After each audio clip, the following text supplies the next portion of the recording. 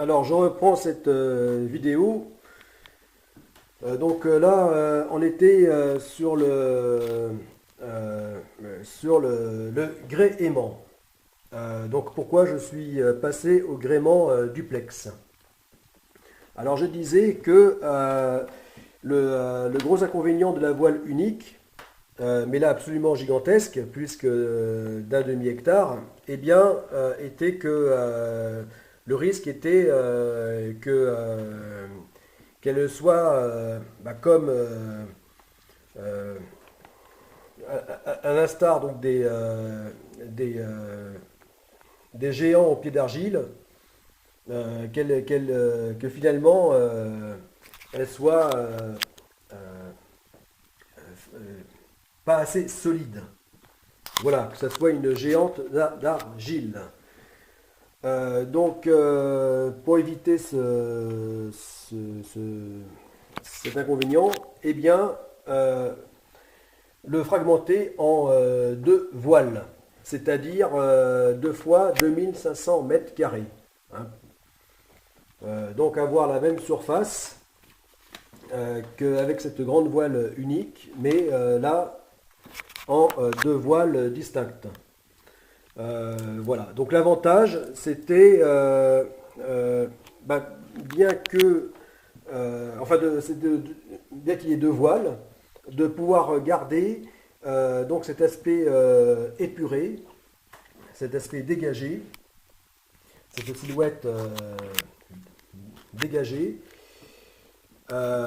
et tout en gardant le look Drakkar, c'est-à-dire un gréement centré vraiment au milieu du navire. Voilà. Donc, bon, alors là, pas comme les Drakkar, une seule voile carrée, mais deux voiles de type Marconi. Mais bon, là, ceci, tout en ayant donc un gréement fragmenté, en deux, un gréement à deux mâts, eh bien, on garde vraiment cet aspect pouvant nous faire penser au Drakkar Viking. Voilà. Et ceci donc permet l'avantage d'avoir pour la même surface un gréement beaucoup plus solide. Puisque déjà en cas d'avarie, eh bien si une voile est endommagée, il reste la seconde pour être opérationnel. Et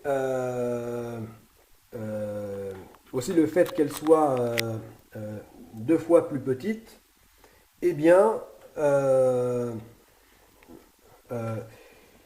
permet aussi de s'assurer qu'elles seront beaucoup plus solides, beaucoup plus résistantes. Voilà. Bien que là, étant déjà en fait gigantesque, puisque à ma connaissance, il n'y a pas encore de voile de telle surface, hein, de 2500 mètres carrés, et encore moins de ce type, c'est-à-dire voile épaisse gonflable. Là, c'est beaucoup plus envisageable. Même si, euh, en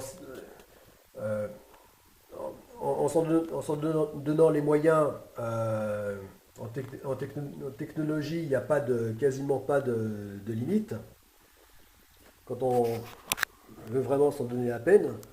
Euh, mais bon, il y a quand même. Euh, je ne voulais pas donc m'entendre dire par les ingénieurs navals que vraiment qu'un tel projet n'est pas fiable. Voilà, donc je ne voulais pas prendre ce risque. Or, avec cette immense voile unique d'un demi-hectare, pour pour pouvoir propulser un navire qui pèse des milliers de tonnes, eh bien c'était quand même trop hasardeux. Voilà. Donc pour être plus sûr que vraiment ça puisse se faire, et surtout dans le cadre du projet Godessarc, dans le cahier des charges donc de ce grand projet, eh bien là c'est nettement plus sûr, enfin tout simplement viable, donc avec ces deux voiles de seulement 2500 mètres carrés chacune plutôt qu'une seule de 5000 mètres carrés. Voilà. Donc bah là je prends vraiment euh, en ce jour d'ascension, eh bien là vraiment la décision est définitive. Voilà, de faire avec ce type de gréement. Voilà, donc là on a une idée de ce vraiment à quoi il ressemblera. Enfin, ces deux navires ressembleront. Voilà, donc là, la maquette se prend forme. Enfin, la sculpture, on pourrait appeler ça la sculpture se façonne. Elle prend donc son aspect définitif. Voilà. Alors aussi, donc la grosse décision qui va avec, d'ailleurs, eh bien, puisque tout est lié, eh bien, c'est de diviser par deux le nombre de personnes à bord. Donc, tout ceci pour bah, beaucoup plus de confort à bord. Euh, donc, aspect qui est incontournable pour une telle durée de navigation, hein, plus de 3 ans, non-stop, sans escale. Et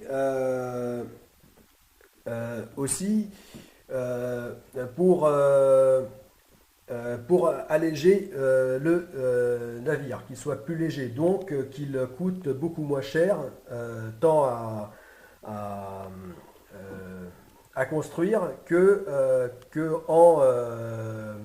en exploitation, en entretien, en dépenses énergétiques. Puisque la vocation, avant tout, c'est un navire écologique, euh, puisque ça fait partie de l'esprit du projet Godessarc, vraiment mettre le paquet dans la démarche vraiment incontournable de notre euh, temps actuel et à venir. Vraiment le grand enjeu du XXIe siècle, donc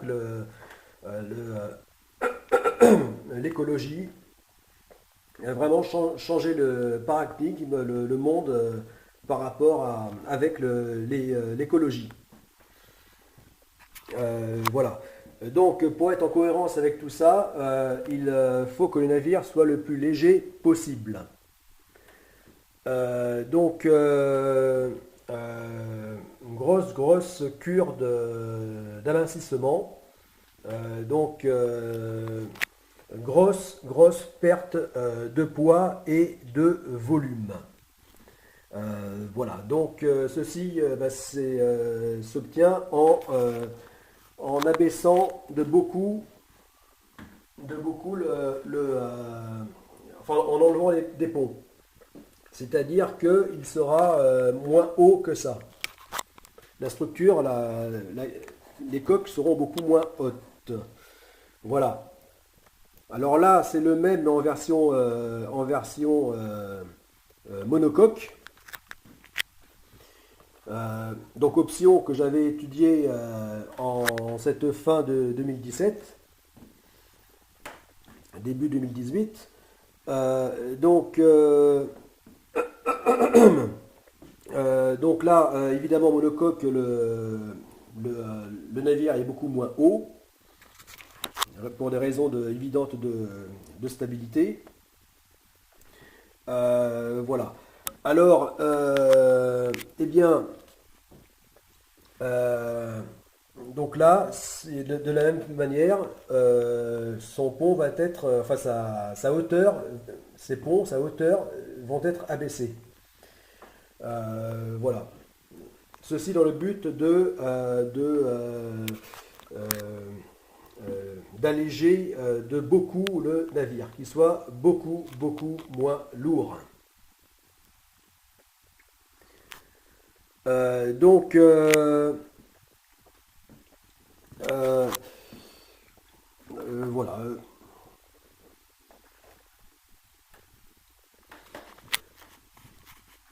qu'il soit beaucoup moins lourd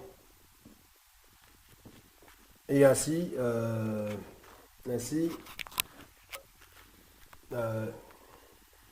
être beaucoup moins dépensier en énergie hein, pour sa propulsion.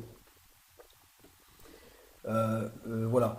Et aussi le fait que le fait d'avoir divisé par deux le nombre de personnes à bord, c'est pour être plus en cohérence avec le, le type de navire que c'est-à-dire navire d'expédition. Et en tant même que véritable navire d'exploration, euh, eh bien, le nombre important de personnes à bord n'est pas cohérent. Voilà. Donc c'est pour cette raison que j'ai j'ai divisé par deux. Oui, puisque les navires d'expédition,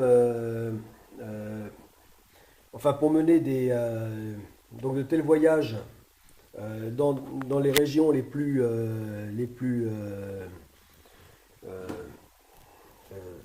d'un point de vue écologique fragiles, les plus reculées au monde, eh bien, donc les contraintes environnementales vont être de plus en plus dures. Donc les normes concernant les navires, les exigences, etc., vont devenir vraiment contraignantes. Et notamment, ça se traduit par le nombre de personnes. Donc, pour que des régions puissent être explorées, eh bien, ceci ne pourra pas être accordé euh, donc euh, enfin par les autorités, les, euh, enfin donc les organisations internationales, etc. Ne pourront pas être accordées s'il y a trop de personnes à bord. Donc, euh, donc, d'où le fait qu'un grand nombre de personnes n'est pas compatible vraiment avec de véritables navires d'expédition. Voilà, c'est pour ça que on ne voit pas de navires d'expédition avec plusieurs milliers de personnes à bord. C'est grand maximum 500 personnes, équipage compris. Euh, donc, en tout cas, jamais plus de 2000. Et donc là, le fait de réduire donc l'effectif, enfin le nombre de personnes à moins de 300, eh bien, s'imposer. Voilà. Donc, ce qui fait que sa capacité d'hébergement maximum là est passée à 300 personnes. Donc en 300 cabines individuelles, pouvant, être converties en 150 cabines doubles. Euh, donc, euh, euh, la moitié de la capacité initiale. Donc, ceci pour le fait d'embarquer moins de passagers, avoir 2 fois moins de personnes à bord, permet d'équiper beaucoup plus de navires, donc d'autres matériels. Matériel qui sera indispensable pour mener à bien l'immense navigation, la GoPrac. Voilà, notamment un grand nombre d'annexes, d'embarcations, etc. Ainsi, ces navires seront vraiment mieux adaptés au projet. Alors donc ici on voit la maquette, toujours à la même échelle. Donc sur la voile on voit une personne, ou ici aussi, là sur la passerelle. Là. Donc à la même échelle, j'ai beaucoup pensé, réfléchi, étudié la question de pourquoi pas ne passer en mode monocoque. Voilà, en mode monocoque. Mais dans le but, en fait, le grand seul intérêt du monocoque, c'est le fait d'être 3 fois moins large.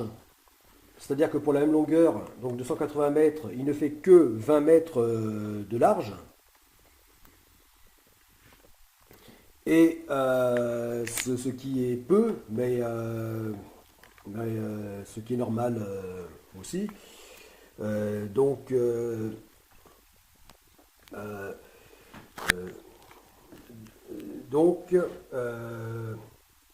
une largeur limitée et qui permet l'accès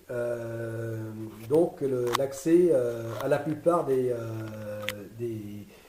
canaux dans le monde pour pouvoir accéder à des lacs, notamment aux grands lacs d'Amérique du Nord, pour pouvoir accéder aux canaux qui permettent de passer d'un océan à l'autre, tels que le canal de Panama, pour pouvoir aller dans beaucoup d'endroits que ne permet pas une largeur plus importante, de plus d'une vingtaine de mètres, de 20-24 mètres de large, 20-23 mètres.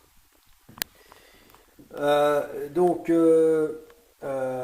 c'est vrai que j'ai beaucoup réfléchi là-dessus parce que c'est fort dommageable, encore une fois, pour un navire d'expédition, ne pas pouvoir accéder à un grand nombre de régions, de sites à travers le monde est très pénalisant. Voilà. Donc c'est vrai que je tenais absolument à un navire qui puisse passer dans les grands lacs, par exemple. Ou même tel que j'en ai le souvenir en Grèce, ça a été pour passer le canal de Corinthe qui traverse la Grèce en deux, donc entre la Grèce côté continent et le Péloponnèse, la presqu'île, le Péloponnèse. Et donc le canal de Corinthe, donc n'est pas accessible pour les navires qui font plus de 20 mètres de large. Voilà. Bon, ben, je trouve dommage, encore une fois, euh, pour un navire de croisière, un navire d'expédition, de ne pas pouvoir passer euh,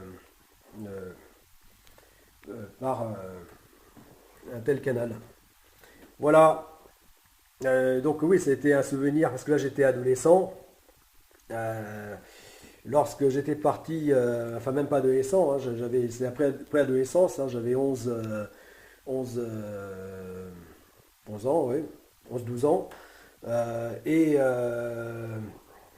bah, l'école normale, l'école scolaire n'étant plus,